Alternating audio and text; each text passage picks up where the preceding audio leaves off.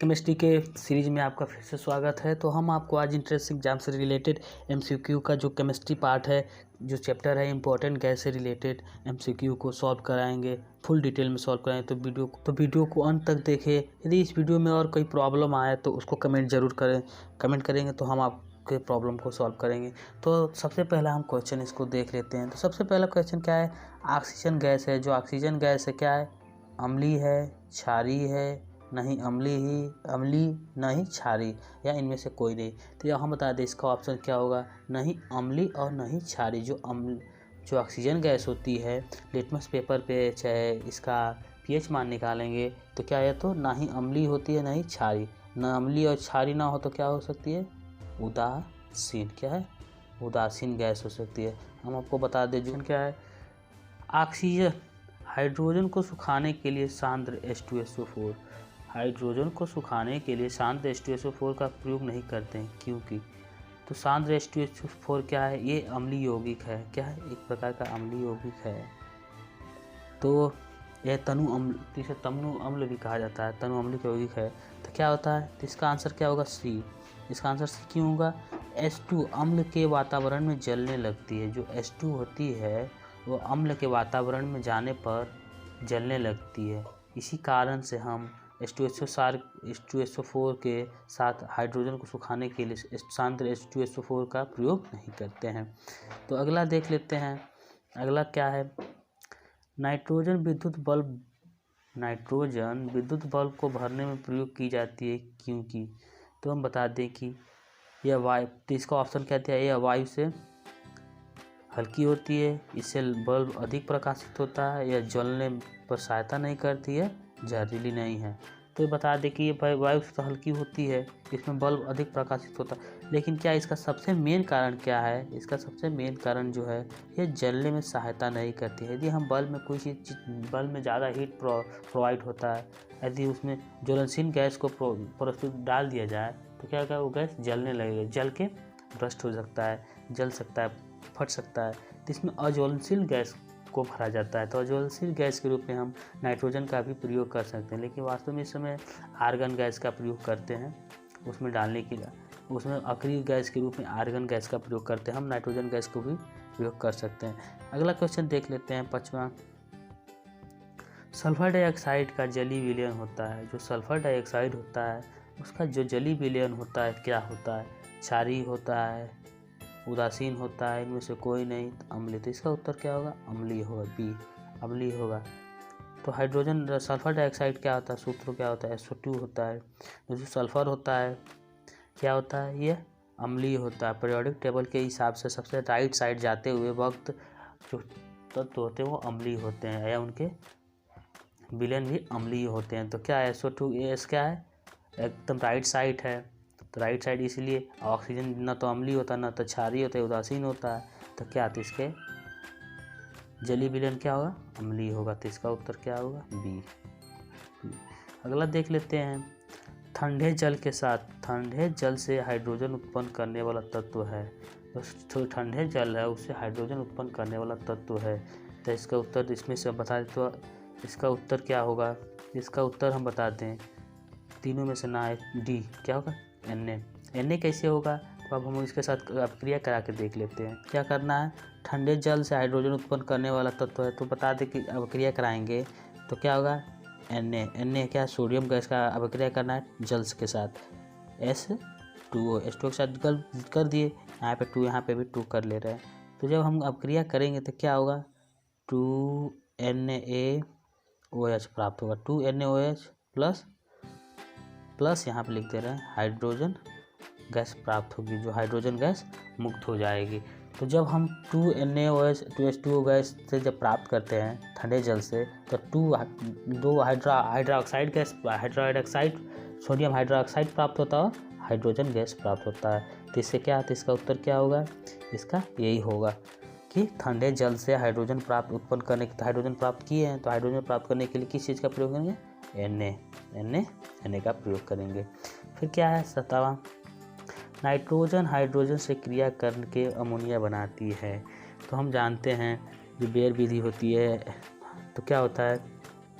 कि nitrogen hydrogen से क्रिया करके अमोनिया बनाती है, किसके उपस्थिति में? तो Fe और MO, Fe और MO क्या हैं? उत्प्रेरक के रूप में रहते हैं। इन्हीं की उपस्थिति में जब हम 400 डिग्री के तापमान वायुमंडलीय 200 वायुमंडलीय दाब पे जब हम अपक्रिया कराते हैं तो कौन सी गैस प्राप्त होती है? NH3 gas. कौन सी गैस प्राप्त होती है? NH3 गैस, जिसे अमोनिया गैस कहा जाता है, यही गैस प्राप्त होती है। तो इसका उत्तर क्या हुआ? ए। अगला देख लेते हैं 8वां, नाइट्रोजन गैस है। नाइट्रोजन गैस क्या है?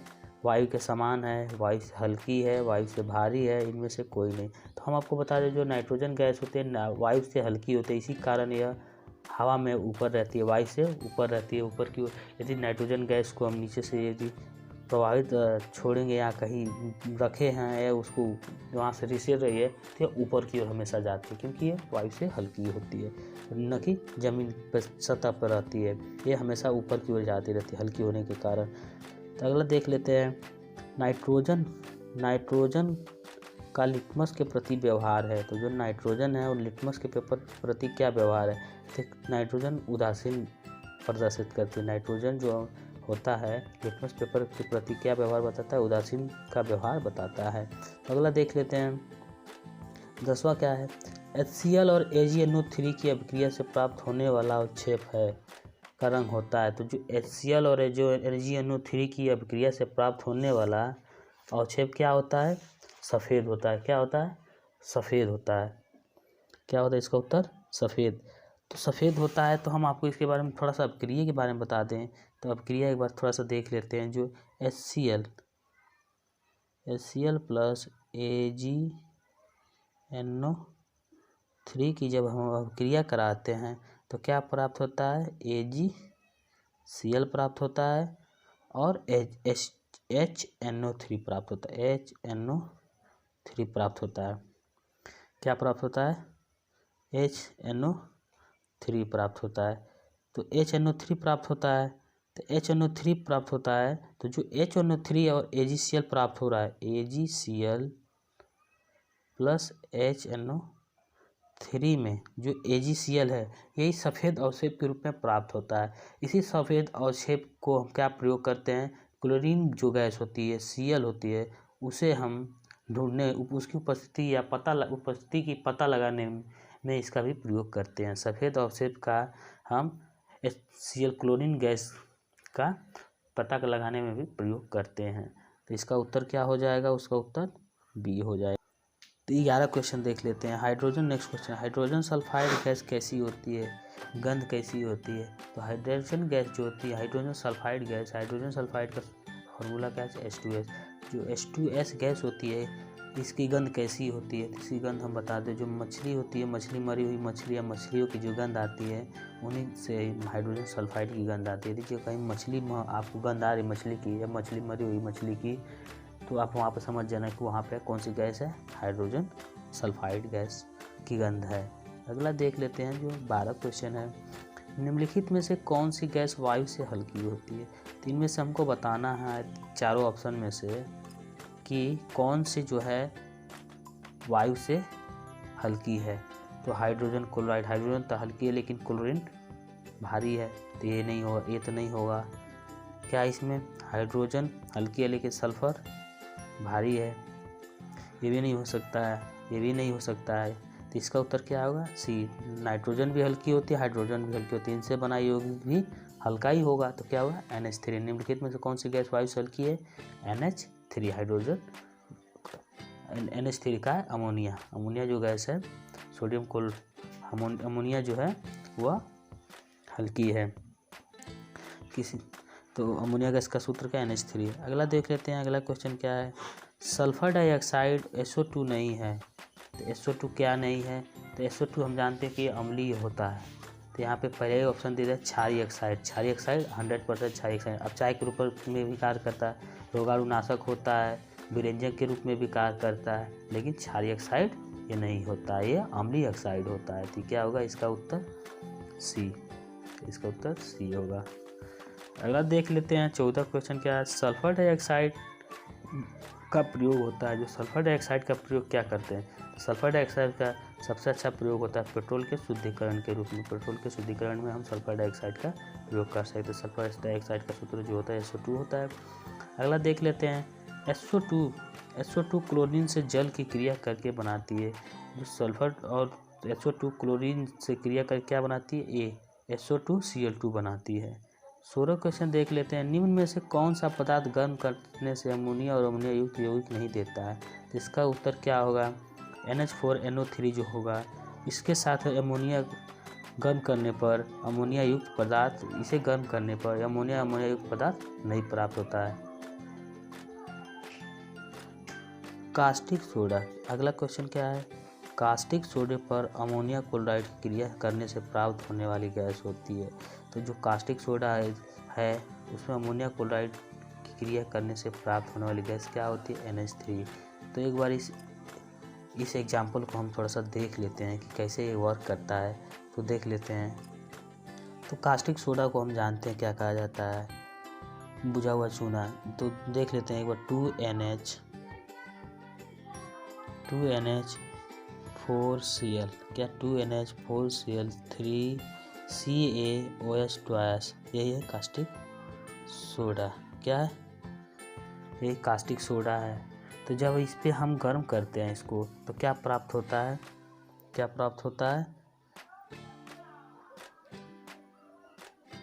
क्या प्राप्त होता है, CaCl2 प्राप्त होता है, CaCl2 प्राप्त होता है, प्लस 2H2O प्राप्त होता है, जल के अणु भी प्राप्त होते हैं, फिर 2NH3 भी प्राप्त होता है, 2NH3 भी प्राप्त होता है। क्या प्राप्त होता है, CaCl2 plus 2H2O plus 2NH3, क्या 2NH3, जिसे अमोनिया गैस कहा जाए। 2NH3 अमोनिया गैस प्राप्त होता है। तो ये क्या होगा, तो इसका ऑप्शन क्या होगा कि कास्टिक सोडे पर अमोनिया क्लोराइड की क्रिया करने से क्या प्राप्त होता है, अमोनिया गैस प्राप्त होती है। तो इसका उत्तर डी होगा। अगला देख लेते हैं 18 क्वेश्चन। अमोनिया को पानी में घोलने पर कौन सा यौगिक बनेगा? यदि अमोनिया को हम पानी में घोलेंगे तो कौन सा यौगिक होगा? जैसे क्या ये अमोनिया है, इसको पानी में घोल दे रहे हैं। तो जब पानी में घोलेंगे तो कौन सा यौगिक प्राप्त होगा, 2NH4OH। क्या प्राप्त होगा, सोडियम हाइड्रा, क्या प्राप्त होगा, अमोनिया, क्या प्राप्त होगा, NH4, यही प्राप्त होगा, C, NH4OH, जिसे अमोनिया हाइड्रोक्साइड कहा जाता है, जिसे अमोनिया हाइड्रोक्साइड प्राप्त होता है। इसका उत्तर क्या होगा, C। धन्यवाद।